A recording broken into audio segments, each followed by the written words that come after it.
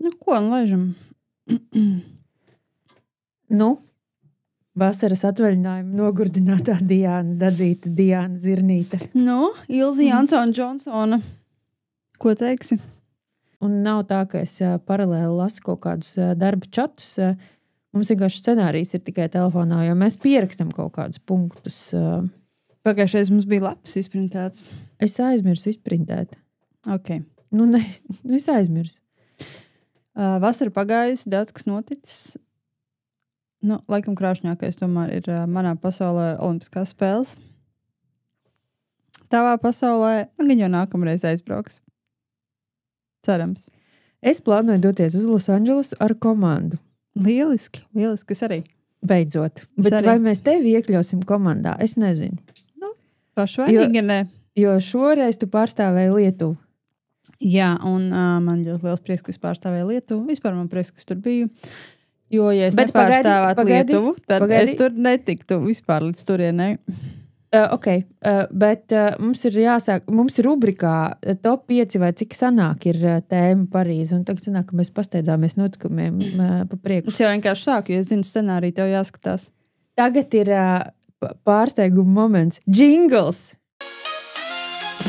Zirgu podkāsts ar Ilzi un Diānu. Nopietnas un nenopietnas virtuves sarunas par un ap zirgiem. 0. punkts topā. Šī podkāsta svarīgāko notikumu topā ir tas, ka mums beidzot ir džingli. Ja tu kādreiz nolemsi kļūt par dziedātāju, tad iespējams, ka mūsu džinglu producents varēs tev palīdzēt. Bet bišķīt arī vajag talantu. Tik liels brīnums pat viņš nevar izdarīt. Es vienreiz dzirdēju, ka viņš varot arī man šķībot dziedāšanu pievilkt un iztaisnot. Es gan nezinu, kāds notiek, bet... Iztaisnot jau ierakstā, jā, bet ko tu darīsi dzīvajā performējot? Es neperformēšu dzīvajā. Tu būsi tikai radio singlu soliste. Top 5. Vai cik sanāk? 1. Parīzē un Diāna Parīzē. Un pateicoties Diānai Parīzē, man ir arī jauda ūdens pudele, un man ir mašīnā jauns dzīvnieks. Un vispār kā tev gāja Parīzē, un kas ir tev spilgtākā atmiņa? Man prieks ir, ka tev ir jauns dzīvnieks un ūdens pudele, jo man nav. Sūdīgi tev? Sūdīgi man. Slikti, ka tev draugi nebija Parīzē. Jā, tieši tā. Bet Parīze bija iespaidīgā. Es biju ar Lietuvas jātnieku Andrijas Petrovas. Es nezinu, vai es biju ar Lietuvas jātnieku, vai Lietuvas jātnieks bija ar Latviju, tāpēc, ka visi apkārt viņam bija latvieši, sākot no zirga, palīga, veterinārā ārsta, kauča un tā tālāk. Visi vispārējie bija latvieši, bet viņš jau ir ļoti labi jūtās latviešu kompānijā, ņemot vairāk, ka viņam palīgi ir latvieši jau 11 gadus. Mums bija ļoti forši, mēs visur gājām kopā, labi pavadījām laiku. Mēs tur nešķirojām Lietuvu, Latviju, Latviju, Lietuvu. Tas, man liekas, arī kaut kā simboliski un tā emocionāli forši, tāpēc, ka Kristaps un Andrijus arī ir visvairāk kopā vispār braukājuši apkārt un startējuši. Un, godīgi sakot, arī viens otram palīdzējuši. Gan Kristaps Andrijusam, gan arī Andrijus Kristapam kaut kādos brīžos. Jā, vairāk vai mazāk visā periodā, ko es zinu. Jā, protams, forši, ka arī igauņu meitene tika un startēja un bija, bet... Skaidrs, ka tā mana sirds loģiski pieder Kristapam un skaidrs, ka vairāk Andrijusam nekā jebkuram citam. Okay, protams, Stīvam vēl. Vēl Stīvam, arī Martinam, Fuksam un vēl dažiem, bet jā, par Martinu man vislielākais laikam pārdarījums olimpiskajās spēlēs, man liekas, ka tieši Martinam tika nodarīts ar to, ka viņš nogāz to pēdējo. Bet reku viņš rehabilitējās Prūs Mīdozi. Jā, bet jā, vēl par olimpiskajām spēlēm, man prasa, kas tāds spilgtākais. Vispār jāsaka ar to, ka es atlidoju, un man likās tāds viss sacensību teritorija, viss tāds, protams, drošības kontrols ļoti nopietnas, un tas par to nerunāt. Bet tā, ieiet sacensību teritorijā, tur klīnika, tas, man liekas, tādi labi 5-zvaigžņu mači. Tāds labas 5-zvaigžņu sacensības. Bet tad, kad nonāc tajās mega tribīnēs un saproti, kas tur notiek, tad tu saproti, kur tu esi. Un kad tas ir kaut kas ir wow. Un olimpiskās spēles ir lielākais sporta pasākums, kur sanāk labākie. Un tad tu to saproti, ka tas viss notiek pa īstam, tas nav nekāds joks. 2, Rihardam Snikum beidzot 2 zelta medaļas olimpiskajās spēlēs, un mēs arī Darjai piezvanīsim. Paralimpiskajās spēlēs. 3, Kā izrādās, es īstenībā to tagad uzzināju, ka tu esi uzrakstījis scenāriju. Paldies tev, Ilze. Tad Latvijas Jātnieku federācijai ir jauns viceprezidents Aivars Draudiņš. Nesen sociālajos tīklos ir parādījusies ziņa, ka Latvijas Jātnieku federācijas viceprezidents Aivars Draudiņš ir kļuvis par Siguldas, es pat tik ļoti neiedziļinājos, vai novada vai pilsētas, kaut ko tur. Un vienkārši man apstupējās prāts. Tad es iegāju mājaslapā federācijas pie izpildu institūcijas un skatos, ka prezidijā sastāvā izmaiņas un ir pazudis Dainis Līvmanis no prezidijā. Bet gaidīsim, varbūt, ka būs agrā blauva vēstule visai jātnieku saimei, kā ir ik pa laikam, tad varbūt tur tiks skaidrots, kur tad Dainis Līvmanis pazudis. 4, Kristaps Parīzē, un viņš bija arī devies uz Kanādu, kas ir ļoti prestižas sacensības, uz kurām var ierasties tikai ar speciāliem uzaicinājumiem. Ļoti patīkama sajūta, jau skatoties vienu, liekas, ka tāda cieņa liela pret sportu un pret jātniekiem un zirgiem, un tas arī tas, ko Anita un Kristaps apliecināja. Un arī pat tajā brīdī, kad tu kārto lidojumu dokumentu zirgam un tev ir speciāla sadaļa, kur tev ir jāraksta norādījumi, kā tas tavs zirgs lido, kā viņš brauc tādā transportā, kā viņš brauc šitādā transportā. Lūdzu sīki aprakstiet katru vismalkāko viņa niansi vai iegribu, vai kur viņš nestāv, vai kur viņš labāk stāv, lai tikai mēs varētu nodrošināt maksimāli visu vislabāko šim zirgam. Kas ir tā kā, vai kur viņš stāvlī labāk grib stāvēt, vai viņam vajag lielāku būdu, vai viņam vajag stūrī būdu, vai viņam var apkārt kādu zirgu stāvēt. Tā ļoti patīkami.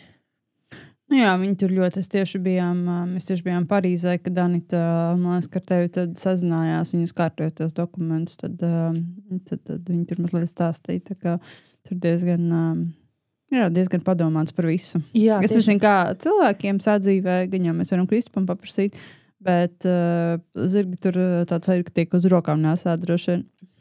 Tāda sajūta palika no sarunām ar viņiem. Vienīgais, ko Anita teica, ka no staļļa līdz laukumam 18 minūtes jāiet. Ļoti labi zirgs iesoļojās. Tieši tik, cik vajag. Jā. 5, Atgriežoties mazliet pie Lietuvas jātnieka Andrijus zirga Linkolns, tad viņam tikko bija izvadīšanas, gan briesmīgi izvadīšanas, tā kā nekas jau nav, neviens nav miris, bet atvadīšanās no lielā sporta, un Linkolns no Lietuvas ir jau devies uz Latviju un uzsāk savas pensijas dienas Smiltenes pusē. Burtiski, tikko. Jā, bet runājot par šo atvadīšanos no sporta, bija emocionāli. Izrādājis jau biju tribīnēs, cilvēki raudāja, bet man bija ļoti liels prieks par to, ka tas notiek, par to, ka Andrijs arī neraudāja, ja viņš būtu sācis raudāt, arī sāktu.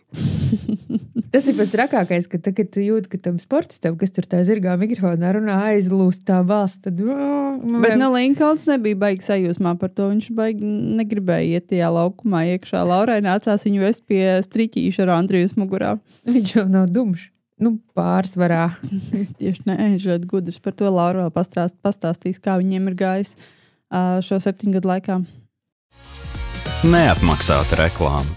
Mēs esam atsākušas rosīties ar online, es nezinu, vai tos īsti var saukt par tādiem semināriem, bet drīzāk par konsultācijām, kurās Diana vai kāds cits jomas speciālists stāsta par kaut kādu konkrētu problēmu. Un kā to risināt būtībā? Un tad tā mūsu nākamā sarunā, tuvojoties sprēgu sezonai, ir par sprēgām pārsvarā, ja? Pareizi? Runāsim par ādas problēmām, kuras skar kājas. Par to tad, tur būs ne tikai par sprēgām. Es ļoti centīšos neiebraukt atkal 2 stundu stāstījumā, bet būs labi koncentrēti. lai saprot, par ko ir runa un ko darīt. Un cilvēki, kas ir pieteikušies, paldies tiem, kas aktīvi laicīgi piesakās, bet ir īstenībā diezgan daudz jautājumu par nagu problēmām. Tā kā man liekas, ka mums ir jādomā nākamais viesis šīm online sarunām, kāds, kalējs iespējams.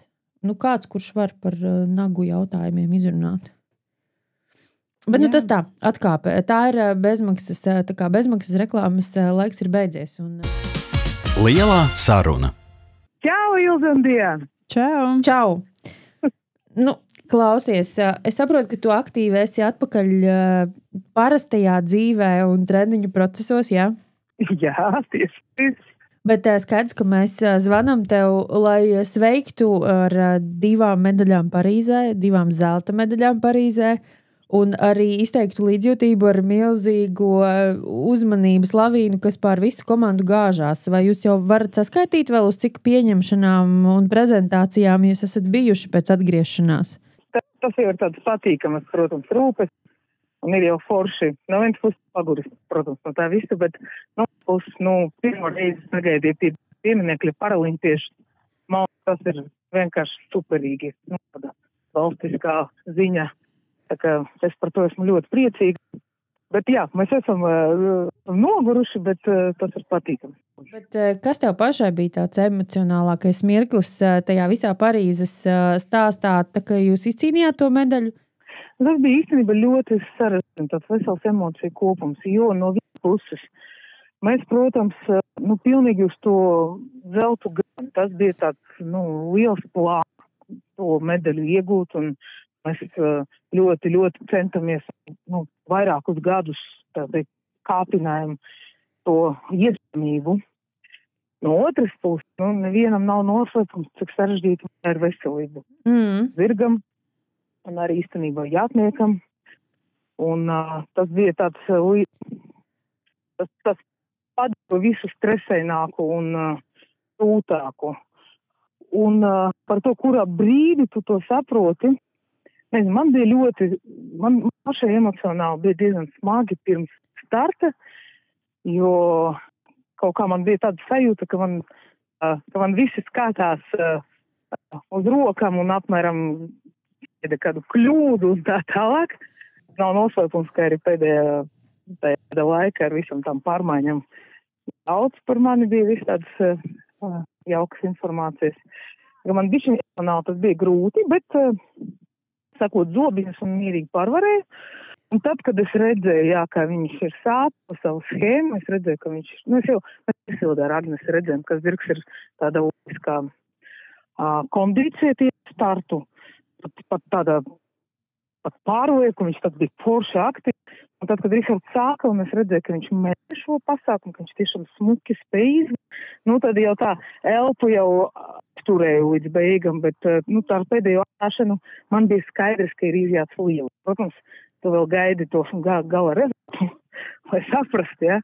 Jo ir, kas arī sarežģīja visākumu, jo arī citi ļoti labi šajā sezonā. Gan Saram ar Ganti, gan tā Roksāna amerikānieti. Viņiem bija arī ļoti augsts rezultāts, ko redzējām. Mēs to pašu amerikānieti nesatiku sezonā, bet es redzēju viņas rezultātus Amerikā, un viņi bija biedējoši. Tā kā jā, tas bija tāds, man pirmais zelts bija visemocionālākais un svarīgais. Un es iegūstot to zeltu, bija tāda sajūta, ka, pastāstam tagad, ka es slikti strādāju. Protams. Man jau liekas, ka daudzām komandām ir vispār ko pie jums konsultēties un mācīties, jo jūs tiešām tā kā pakāpeniski un metodiski varētu pat teikt, esat katrās paralimpiskajās spēlēs ieguvušie augstāku un augstāku un augstāku vietu. Jautājums, kur tālāk? Jā, tas zinu, kur es tālāk. Es nezinu, kā kurš domā. Es gribu kārtīgi reizi izmantot izdevību un tiešām slavēt savu lielisku komandu. Es nepazīstu citas tā komandas, kur ir savākti tik profesionāli cilvēki, katrs savā jomā, kuri par spīti visam peripetiem ir spējuši likt rezultātu pa priekšu visam darīt savu darbu izcili, un es ar katru no viņiem lepojos, un es uzskatu, ka katrs no viņiem ir tā zelta vērts.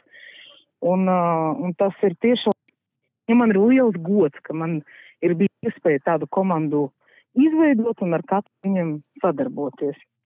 Tas ir vienīgi tas, ko es pēc šīm spēlēm visvairāk izjūtu. Es izjūtu lepnumu par šiem cilvēkiem, kas mērķiecīgi, ka tu saki, jā, un tas visam darīja šo sasniegumu iespējams. Varbūt tu vari izstāstīt, es pieļauju, ka varbūt cilvēkiem ir neliels apjukums, jo tu tiek saukta par treneri un Agnese tiek saukta par treneri. Labi skaidrs, ko Jānis Bušers dara, viņš ir veterinārā ārsts, bet vai tu vari izstāstīt varbūt par to, kā tieši tajā ikdienas aizkulišu darbā sadalās tavi pienākumi, Agneses pienākumi, un arī sacensībās, kura par ko tā kā atbild un kura ko dara. Jo mēs zinām, ko palīgs dara, jā, ko veterinārārs dara, bet jūs tā kā skaitaties divas treneris. Jā, jo tā tas ir dabiski izveidojis, ka ar King of the Dead ikdienu strādāju es viņu jāju ļoti daudz gadus, un savukārt Agnes Rozīte trenē reizi nedēļu mani ar King of the Dance, lai uzlabot tehnikas prasmes un tehnisko kvalitāti jāšanas. Un reizi nedēļa viņa pati kāpa King of the Dance un pati viņu patrenē. Ar sportu visvairāk strādā tieši Agnes. Viņa ir, tāpēc mēs viņu esam par tehnisko treneri. Viņa ir tas treneris, kas slīpē, iejādi, kad būtu maksimāli tehnisks sports. Savukārt, es strādāju ar to zirgu, un tad mums tā, reizi mēs aizvieto Agnes, ja viņa kaut kur aizbrauktu, tad es trenēju Rihardu. Bet tā mana trenēšana, es esmu tagad tāds galvenais treneris, kas ir īstenībā menedžers. Komandas vadītājs īstenībā sanāk. Tieši tā, ja esmu komandas vadītājs. Es veidoju kopbildes. Es vērtēju sacensības. Es domāju, kur braukt. Domāju, uz kura zirga kāpt. Es domāju, kad piesaistīt, piemēram, kritu turpāt, piemēram, Agnesi. Es ielūdzu tad, kad bija skaidrs jāpiesaista, tāds profesionāls iejādnieks.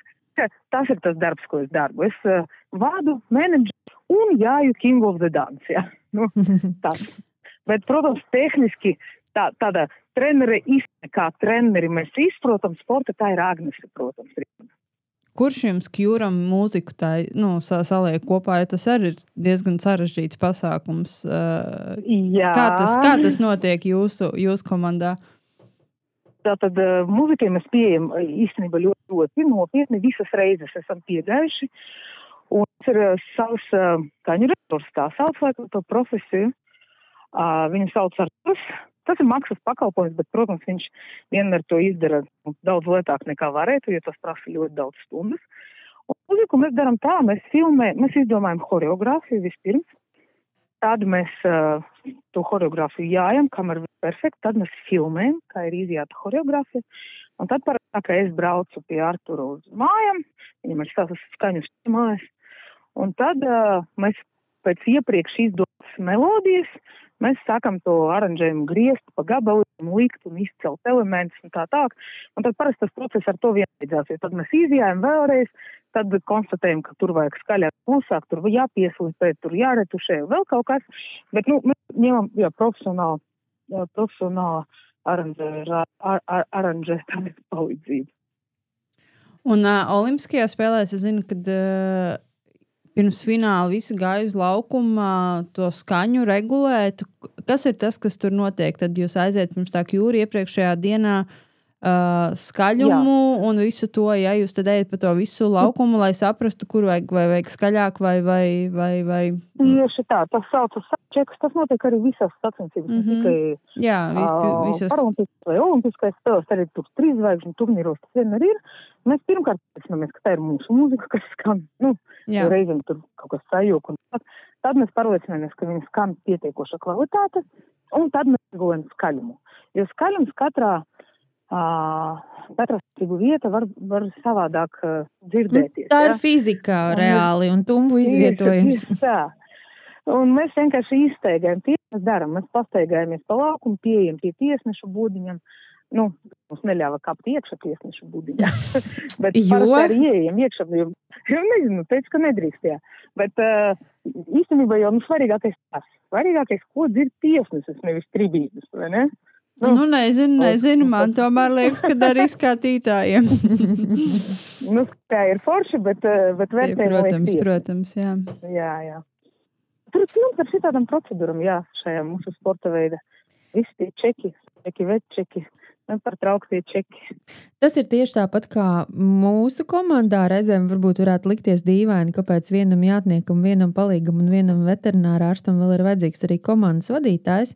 Bet lielajos turnīros tur katram savā laikā kaut kas notiek, un tad visi tie cilvēki ir jānogādā vai jāatgādina viņiem par tām pozīcijām. Un tad tagad vēl, kas ir ļoti patīkami pēdējā laikā, kas lielajos turnīros ir sācies, kā atsevišķi ir jātnieka un zirga un palīga fotografēšana vai filmēšana priekš grafikām. Un teiksim, katrā turnīrā īstenībā pienāk klāt kaut kāda jauna fīča, kas tev vēl papildus ir jānomenedžē vēl visām jau tām lietām. Vēl jau ir visi mītingi, uz kuriem ir laikā jāaiziet veterinārārstam, trenerim, menedžerim un tā tālāk. Es nezinu, kā ir iejādē. Iespējams, ka varbūt bišķīt mierīgāk, bet, piemēram, konkurā visos lielajos turnīros ir tas, ka visi tie iesildes laukumi, kurā brīdī, kurā iesildes laukumā, kurš ir atvērts pirmkārt, kurā tu vari dzenāt, kurā tu vari tur to darīt, kurā tu vari šito, kurā tu nedrīksti to vai šito darīt. Un tas viss ir tā kā jānočeko, jāievēro, un tad visi pieraksti. Jā, tur ir ko ņemties. Jā. Bet jā, labi. Es tev piekrītu, tas ir svarīgi. Tu aizies uz to laukumu, tu dabūsi kaut kādu uzreiz sudzību un viss. Tas ir būtiski. Tā, es nezinu, Diana, vai tev vēl ir kāds jautājums Darjai?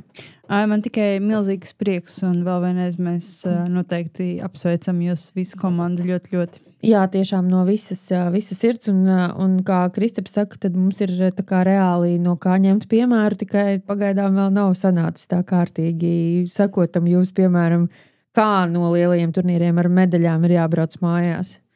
Bet cerams, ka mums kādreiz izdosies. Kristapam lieliski sanāk, viņš jau tomēr iet uz to un atcerēsimies, ka te jau arī liels veiksmes faktors. Protams. Jā, protams. Tas ir jāsaprot. Tā kā mēs savukārt ļoti lepojamies visi ar Kristapa panākumiem. Paldies. Un es domāju, ka visa valsts arī lepojas. Īsāk sakot, turpinam, ko mēs visi daram tādā pašā garā uz priekšu. Tiekamies Losandželosā. Turpinām, lai mums izdodas maksimāli labi. Tiekamies daudz, kur vēl. Un Losandželosā. Ļoti ceru. Un Losandželosā. Daudziem jauniem sportistiem. Tas ir tas, uz ko mums vajadzētu iet, man liekas. Es laikam... konkursu iejāda vai para iejāda. Iesaistam jauniešus, meklējam un veidojam jaunus Kristapus, ko iestoša, neestājot. Es īstenībā novēlu, lai jums ir aizvien vairāk un vairāk jaunu sportistu pēc šiem 2 zeltiem, lai tie atnes tiešām tik lielu uzmanību un gribēšanu sakotam, piemēram. Es gribētu mudināt mūsu jātnieku sabiedrību bišķiņ dziļāk aizdomāties par bērnu sportu, bērnu sporta nozīmi un to strukturēšanu. Kādus jātniekus mēs gribam redzēt pēc 10 gadiem un sākt to darīt jau šobrīd ar saviem bērniem. Domāju, ka mums ir ņemot vērā, kāda tagad ir popularitāte jātnieku sportam un kad saka, ka ir pienācis laiks sasēsties gudriem konkura treneriem, gudriem bērnu treneriem kopā ar vispārējas sagatavotības treneriem un mentālas sagatavotības treneriem un sportārstiem un izstrādāt kaut kādu sistēmu, pēc ko mēs šajā valstī būvējam savus nākamos neratniekus. Tāpēc jau mēs te savā ziņā arī runājam podkāstā un taisam vēl arī online maksas nodarbības un sarunas, tāpēc kā trūkst informācijas. Tad varbūt kaut kas no tādām mūsu virtuves sarunām podkāstā noder kādam. Labi, klausies, paldies tev par sarunu. Tātad vēlreiz visi siltākie sveicieni un apskāvieni no mums ar medaļām komandai. Atpūtieties un stādiet jaunus mērķus. Paldies, jums liels. Mazā saruna. Labadiena. Labdien. Laba. Nu, Diana un Ilze tev zvana. Kā tu varētu saprast? Nu, kā tev iet? Nojaušu. Nu, labi, iet mazliet skumīgi, bet labi. Mēs jau tad nedaudz apspriedām, jo es parasti cenšos nespiest pleitiem video, kur lielo zirgus izvada no lielā sporta, jo es vienmēr raudu, bet es noskatījos Lincolnu un es tā kā centos noturēties, bet man nobira asariņa, loģiski. Nu, loģiski, jā. Es gan turējos, jo Ilzē teica, ka es biju izraudājusi visu līdz tam. Es īstenībā, kad aizgāju pie viņu līdz boksam, bišķiņi, tā asariņas tāda saviesās acīs, domāju, ne, es iešu projām tagad, labi. Bet viņš izskatās, es vispār ceremonijas laikā nemaz neraudāju. Es paraudāju pirms tam, kad es viņu sagloju pēdējo reizi, un tad pēc tam jau atbraucot mājās. Nu, redz, mēs vienkārši jau zinām, kad jāparauda pirms pēc un viss labi. Bet viņš tā kā neraudāja, kad jūs viņu atvedāt īstenībā uz Latviju un izlaidāt būtībā pļavā uz baudīt dzīvi beidzot. Grūti pateikt, vai viņš vispār saprot, kas notiek vēl pagaidām. Jo nav jau tā, ka mēs viņu aizvedām un izlaidām pļavā. Viņš palika būdā pagaidām. Vajag bišķīt laiku, lai pierastu pie pļavām. Tad redzēs, ko viņš teiks par šo. Cik jūs bijāt gadus kopā? 7. Un Lincolns pie jums atnāca cik gadu vecumā? Jau 11? 10 viņam bija, tagad viņam ir 17. Andrijs ir izreikinājis, ka, ja salīdzina zirgu un cilvēku gadus, tad viņiem ar Lincolnu ir vienāds vecums šobrīd. Bet Andrijs, es ceru, ka vēl neretairos no lielā sporta. Nē, vēl nav tāds plāns. Nu, es Lincolnu drusku zinu. Viņš tāds diezgan specifisks jaunietis, gluži nē, bet zirgs varbūt var pastāstīt drusku vairāk.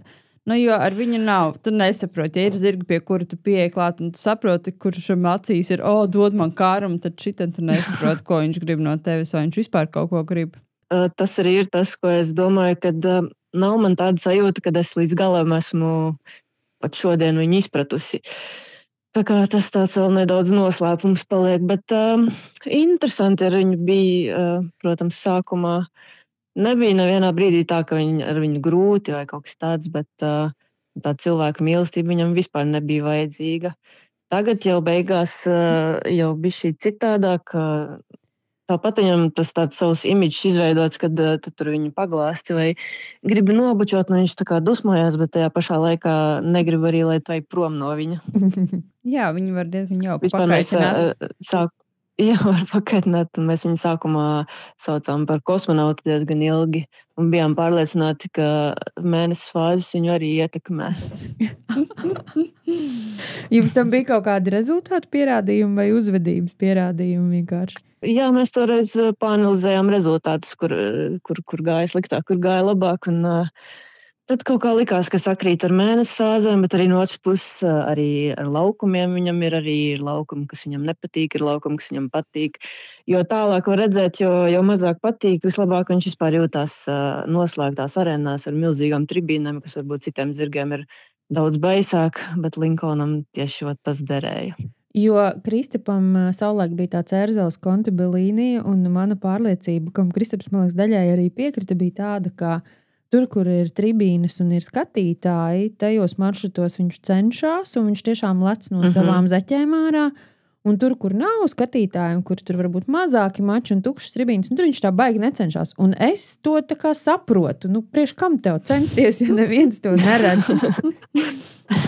Lincolns, jā, likās arī, ka viņš ir lepns par to, ka viņš tur ir ticis tajā lielajā sportā un ka viņš ir pats svarīgākais zirgs mums. Un jā, tās arēnas arī ietekmēja.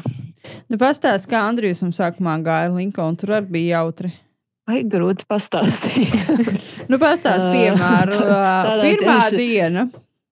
Par jāšanas ziņu? Tad, jā, mazāk par jāšanas ziņu, bet piemēram, no savas puses, visādi tādi kaut kādi dīvaini līda viņam ārā, piemēram, soļo, tad viņš apstājās kaut ko padomā, un tad sāk vienkārši atpakaļgaitā stumties. Tāds nevar saprast, kas uznāca. No ūdens spaiņiem bail, viņam vajadzēja kādus, man liekas, 2-3 gadus, kamēr garajos pārbraucienos viņš vispār sāk padzerties nedaudz.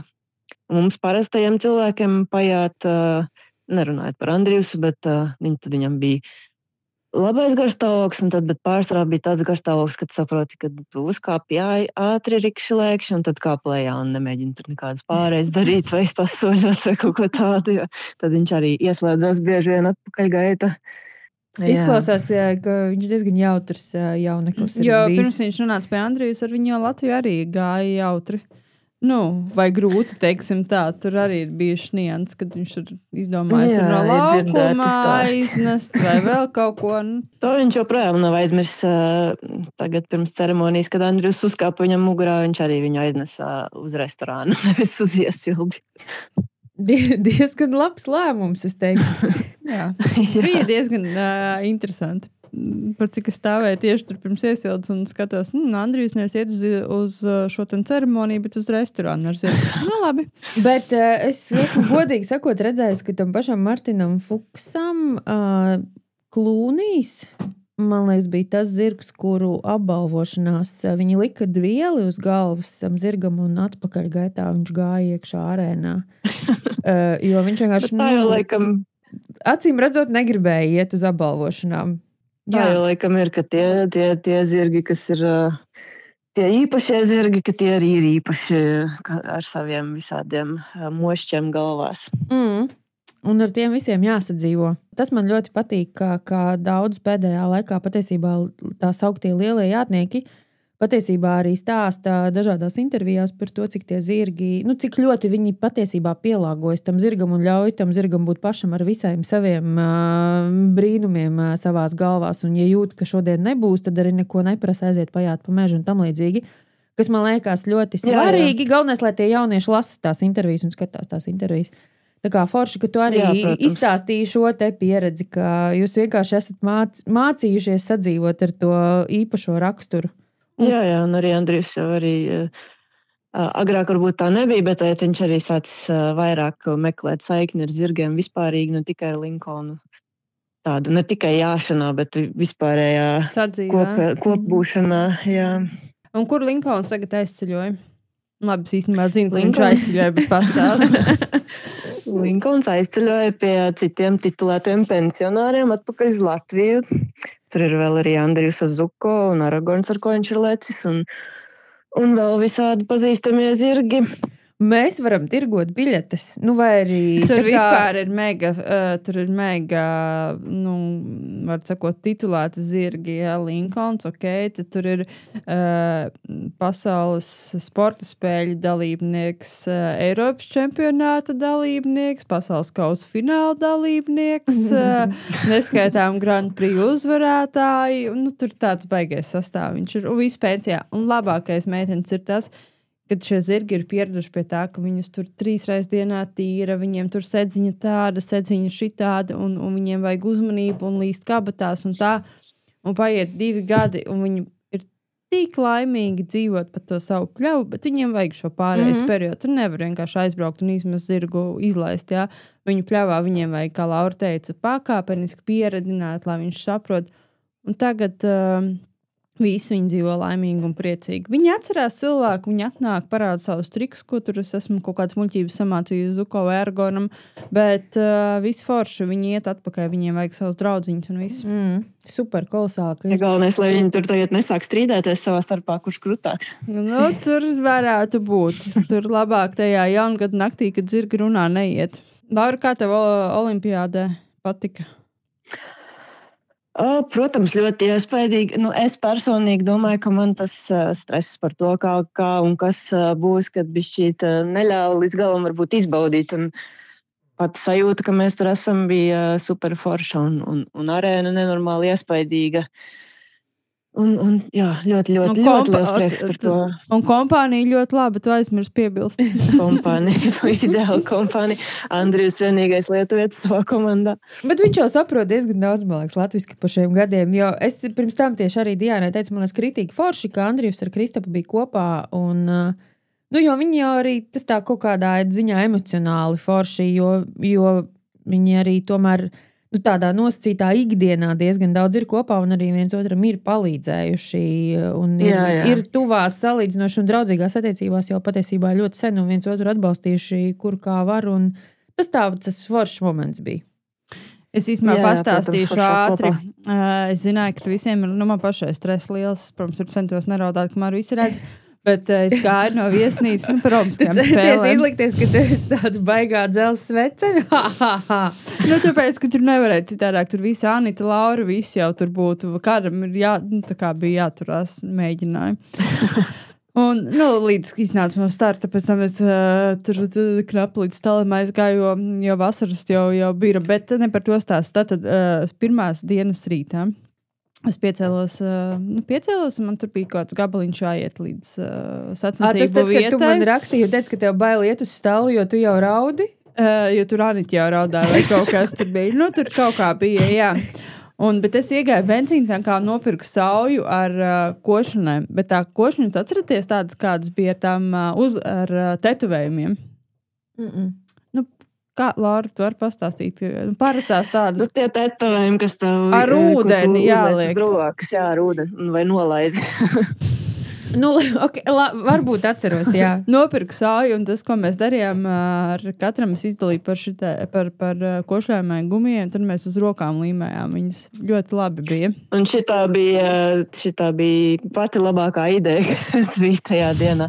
Tiešām jo visi ļoti labi košļāja, pūta burbuļus un priecājās par tetovējumiem. Salīdzinājā savus tetovējumus. Jo jā, Diana, vai es precīzi neatceros to notikumu secību, bet skaidrs, ka stress tajā dienā bija visiem, un Anita, Kristapa palīgs Anita Žernova, es visu laiku saku Anita, jo es pieļauju, ka visi saprot, par ko es runāju. Anita, man liekas, man rakstīja, ka Ilzi, ko lai es daru, es jau raudu, vai es gribu raudāt, un ko man darīt, es saku, nomainu ūdeni, es jau nomainu, iztīru būdu, es jau iztīrītu, kasti droši vien noputēs, jā, ok, labi, tīrīt kasti.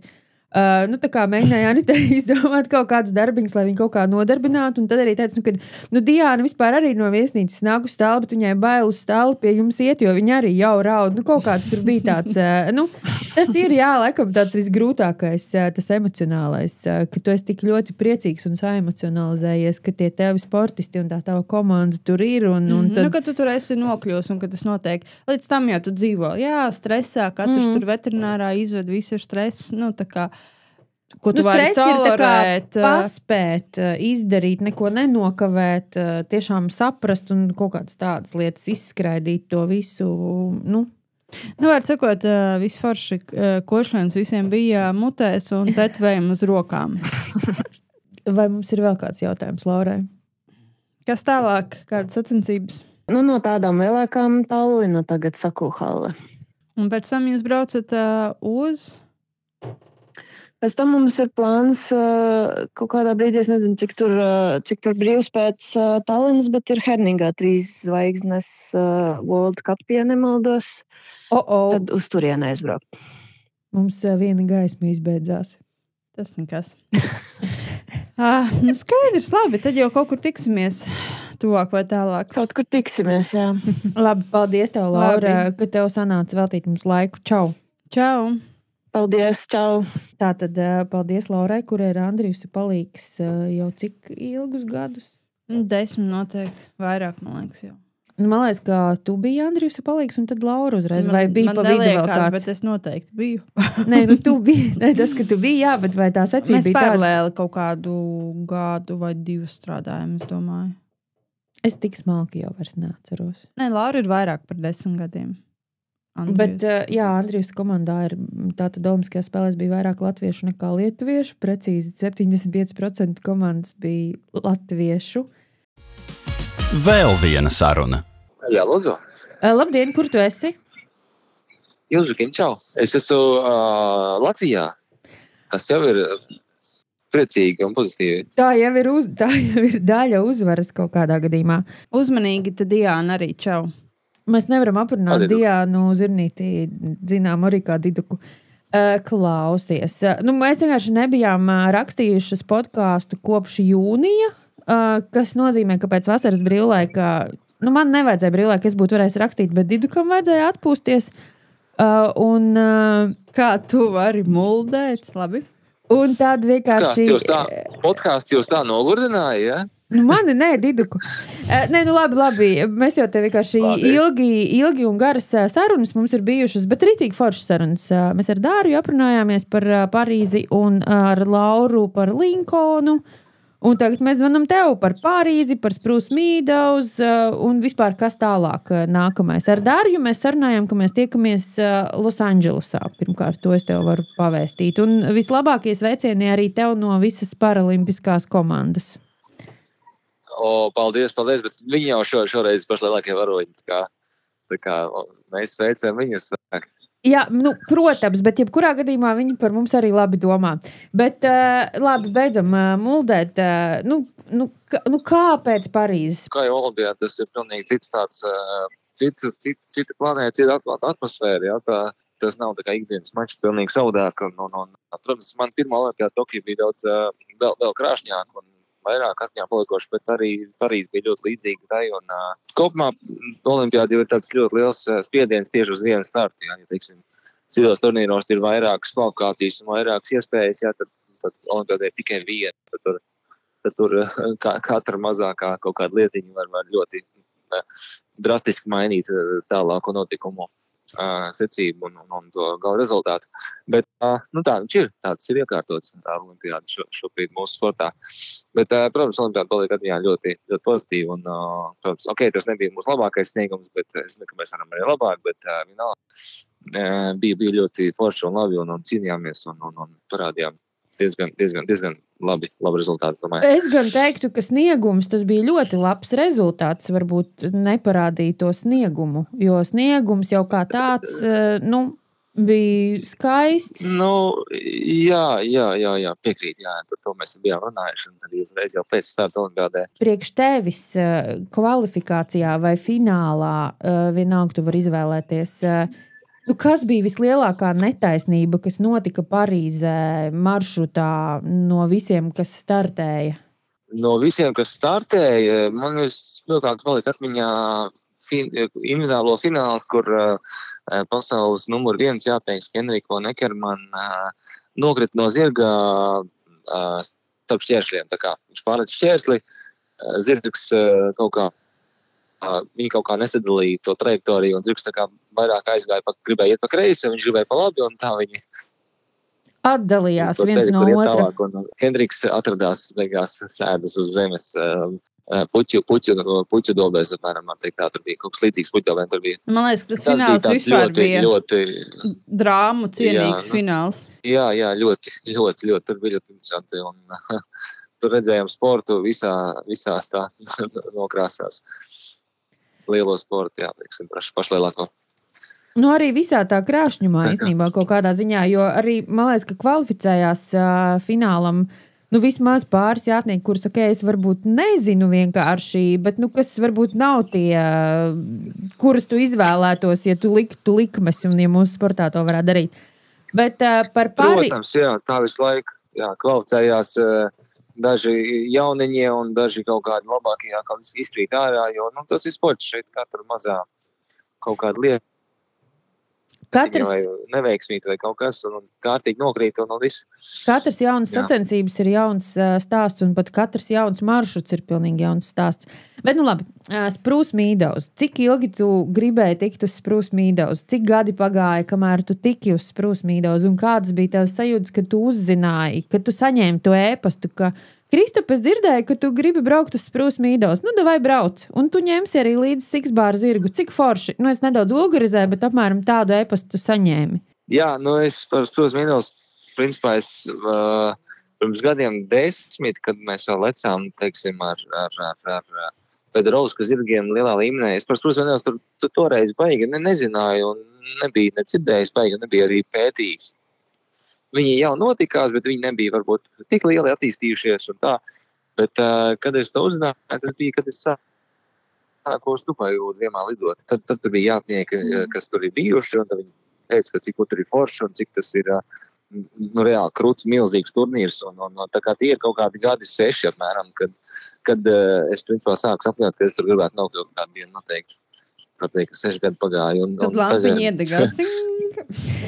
Bet, Un tagad pirms diviem mēnešiem man pat nebija nejausam, ka es varētu kaut kādā veidā tikt, jā, bet, notikumi ātri risinās un redz, kā sanāca. Cik priecīgs tu biji, kad tu saņēmi to ēpastu?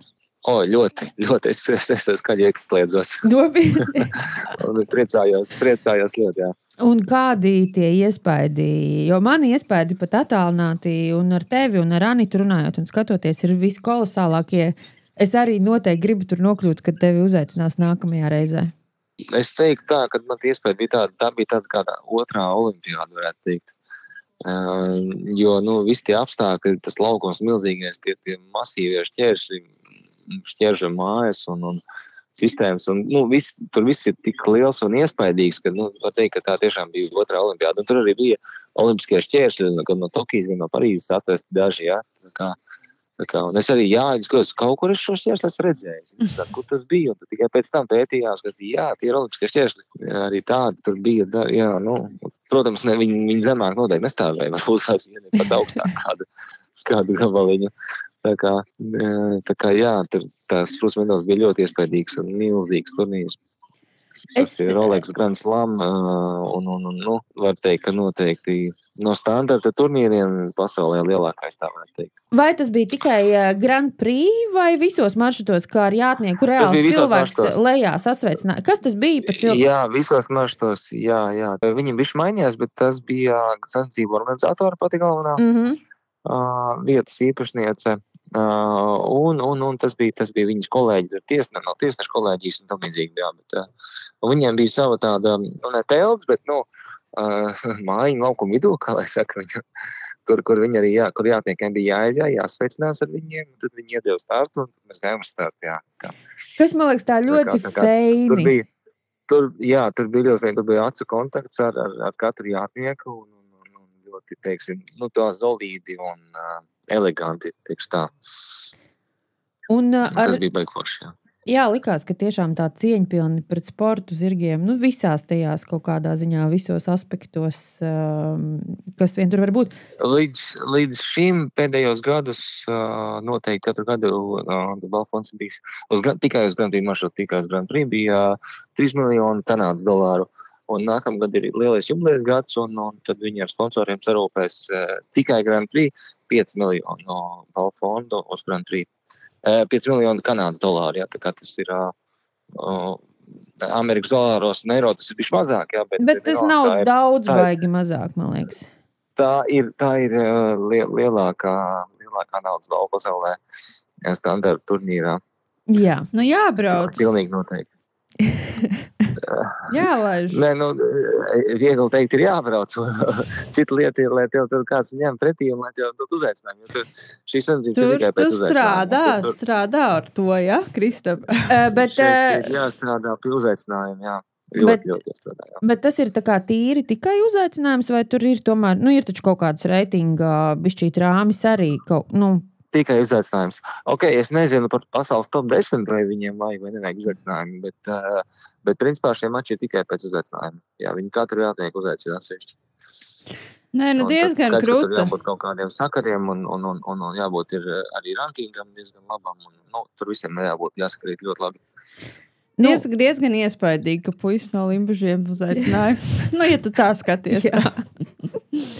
Uz šādu tur. Bet tu jau sevi, būsim godīgi, būtu varbūt gribējies kaut kādā ziņā tur lielākus rezultātus, bet, tu jau sev labi parādīji. Ne tikai ķāvi, bet vispār visi zirgi tajā lielajā arēnā un tos milzīgos šķēršus leca vienkārši, traki ar milzīgām rezervēm un milzīgi viņi tur atvēzējās, man liekas, uz tiem lecieniem.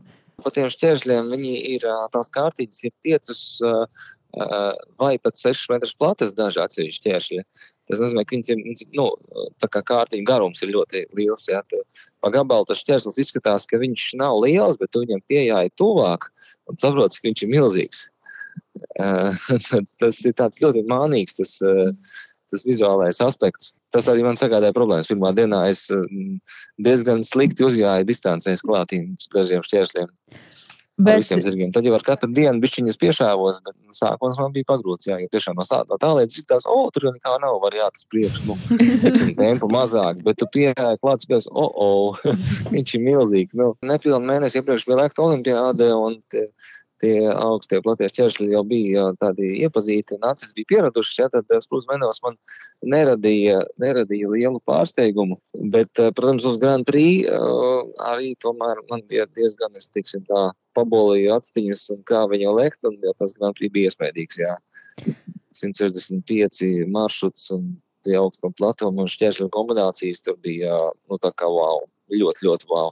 Un tu iesāki tik labi, un tad man likās, ka tev kaut kas notika. Cīnījāmies dušīgi, bet, izlicām 10 šķēršļus pārlicām, man liekas, no 10 līdz pēdējām, tad to pēdējo rindu mums kaut kas nogāja greizi. Nevis gluži nesanāca, bet tas tik ļoti centāmies, ka bišķiņ pietrūk, lai līdz galam aiziet varbūt tās. Vienmēr vajag atstāt kaut ko arī pārsteigumam nākamajai reizē. Pietiekami jau tu viņus pārsteidzi vispār iegūstot pjedestāla vietas, man liekas, šajā turnīrā un arī Siksbārā paliekot 3. Siksbārs viņiem ir ļoti īpaša sacensība, tur Salazās laukuma vidū. Viņi uztais to 6 šķēršļu sistēmu, un tad tieši blakus sistēmā, var teikt, burtiski 4-5 metru no sistēmas uztais tādu VIP galdu, kur sasēžās visi sponsori un organizatori. Viņi tūplānā skatās, kā tie zirgi lecos lielos šķēršļus no apakšas. Jā. Tieši tas, un no sākuma arī tā domāju, kāpēc tā un kā tā, un tad es tā sapratu, ka apsēdies blakus tam milzīgiem šķēršļiem, tam 1,92 metru augstumā, kas ir, jā. Un jo tu tuvāk viņam sēdi, jo tu redzi, cik viņš liels tas šķērslis, viņš ir milzīgs, kā tie zirgi lec, tad arī es saprotu, kāpēc tiem sponsoriem tik ļoti patīk šī sacensība. Un ko zirgi teica par to, ka viņi tur blakus sēdēja un dzēra vīnu? Tieši šķēršļi bija tik milzīgi, ka zirgiem, man liekas, nebija laika pastīties uz blakus soliņiem, ka jā, viņi izbolīja acis uz tām barjerām un tad tikai uz turien gāja. Protams, vienos tikai, ko es gribu piebilst, ka katram, profesionālam jāteikam, es vismaz novēlētu dzīvē pieredzēt kaut ko tādu. Ja ir tāda iespēja, tas ir kaut kas ļoti, ļoti īpašs, ļoti, ļoti īpašs. Man pat kā vērotājiem no malas ļoti gribētos tur nokļūt īstenībā klātienē. Bet es domāju, ka nākamais, kur tu vari nokļūt un redzēt Kristapa startus, ir Tallinas International Horse Show. Vai tā ir? Jā, tieši tā. Ir laiks pagatavoties Tallinai un piedalīsimies Tallinā. Tā kā pēc Sprūst Medaus ir mazliet atelpa un mazliet mazākā līmeņa sacensības, un Tallina ir mūsu zonas visforšākais turnīrs, jā. To jau mēs visi zinām, un tā kā brauksim uz turieni un izbaudīsim šo šovu. Par to gan man tev ir kaut kādā ziņā jautājums, tev kā tas ir pārslēgties, jo pārslēgties uz augšu, uz lielākām sacensībām skaidrs, ka ir diezgan viegli, jo tev vienkārši viss kļūst labāk, bet kā tas ir pārslēgties uz leju, būsim godīgi. Īstenībā galvenais ir vajadzētu turēt savu pašdisciplīnu un darīt visu tā, kā dara katru dienu, jā, lai tad, nevar tā, ka kaut kādos lielos mačos tu koncentrējies cītīgi un kaut kādos mazākos, tur jau nekas nav, jā, tā nevar, ne. Bet tev sanāk? Tev sanāk? Nevienmēr, tā kā es cenšos un centīšos, nevienmēr sanāk, bet es zinu, ka tas ir tāds, tas var būt klupšanas akmens, pilnīgi noteikti. Labi, Kristapiņa, iespējams tiekamies Tallinā. Braucam uz Tallinu un būs forši. Labi. Un labi, ka mēs varējām visi Tallinai pieteikties uz redzēšanos. Jā, tā, paldies. Jo Uldis Strautmans ir uzrakstījis rakstu par šo, starp citu, Delfi Uldis Strautmans. Es nezinu, kurš viņam iedeva info, bet viņš man tieši tagad podkāstu ierakstu laikā uzrakstīja. Bet labi, čau. Čau. Skaidrs, jā, labi, čau viņā. Beigu sākums. Kolosāli līdz nākamajai reizei un uz redzēšanos. Tad pēc Tallinas. Kaut kad. Čau. Čau.